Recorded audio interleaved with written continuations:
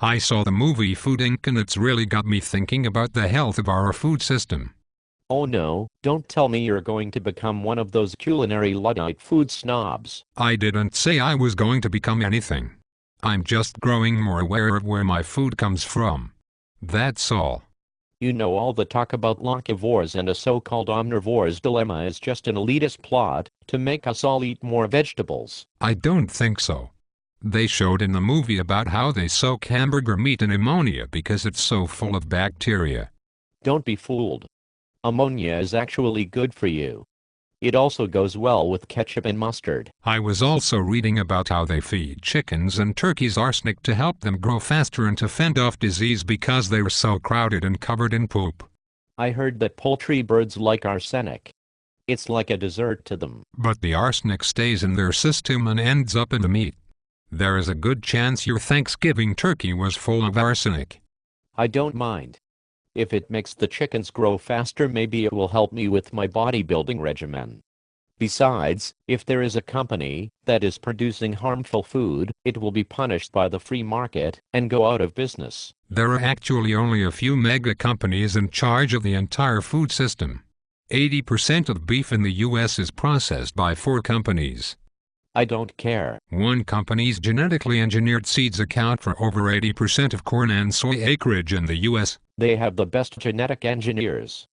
Good for them. They sue small farmers who want to keep their own seed stock because they had the audacity to let the genetically engineered pollen float into their fields.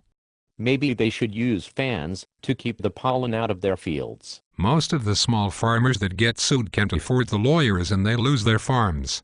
The big companies must have good lawyers. It's another example of the invisible hand of the free market at work. Are you a communist? I'm getting tired of this conversation. Besides, I am meeting a friend at my neighborhood farmer's market in a few minutes. You really are an upper-classy, arugula-loving elitist, aren't you? No, I just like to support local farmers.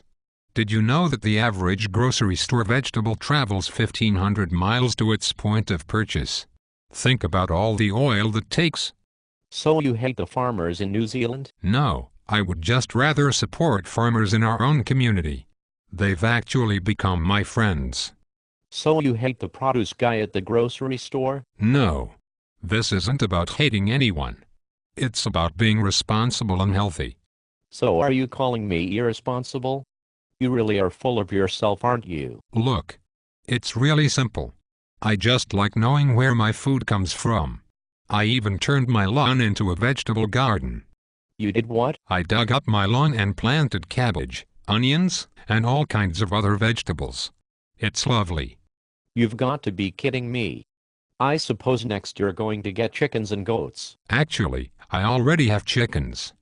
That's gross. Chickens are loud and smelly. I'm glad I don't live in your neighborhood. Chickens are not any of those things. I don't have roosters and they really don't smell at all. If you don't have a rooster, you can't have eggs. You probably didn't even know that. You're so caught up in your agrarian fantasy of being back on the farm that you didn't even stop to think about the way the world really works. You've probably been going out to the chicken coop every morning looking for eggs, haven't you? When will people like you wake up and live in the real world? Chickens belong in crowded cages on factory farms, where I don't have to think about them. All I want is cheap eggs and boneless, skinless chicken breasts. That's the way God meant things to be. Actually, you don't need a rooster to have eggs. You only need a rooster if you want the eggs to become chicks. Well, my point still stands. I'm not so sure about that. They did a study on industrially farmed chicken meat sold in grocery stores and found that 80% of it was covered in salmonella bacteria. The organic chicken had much less bacteria. It also cost twice as much as the dirty chicken. You hate poor people, don't you? No. I just think organic practices are better for the earth and for people. I wish the food industry would make them more standard. We'd all be better off. Don't you know that we can't feed the world with organic food? If every farm went organic, we would only have enough to feed the food aristocrats like yourself. I'm starting to think this whole local food movement is a sneaky way to starve to death everyone who doesn't worship at the feet of Michael Pollan. Actually, there are many studies that show that organic practices can feed the world. Studies also make it clear that organics produce higher quality fruits with a longer shelf life, and they leave the soil healthier than traditional farming practices. Well, you can have your studies and your tasty organic strawberries. I like the current flavorless varieties. They bring out the distinctive taste of the fruit dips better. What was that noise? Oh, that is my Locavore iPhone app reminding me that rutabagas are in season. I have to go. Wait just a minute. Was that a blatant attempt to get Buster Benson at Enjoyment Land to bring attention to this video because your blog is not nearly as prominent among the Locavores? Yes. He has 6 times more Twitter followers than I do. Goodbye.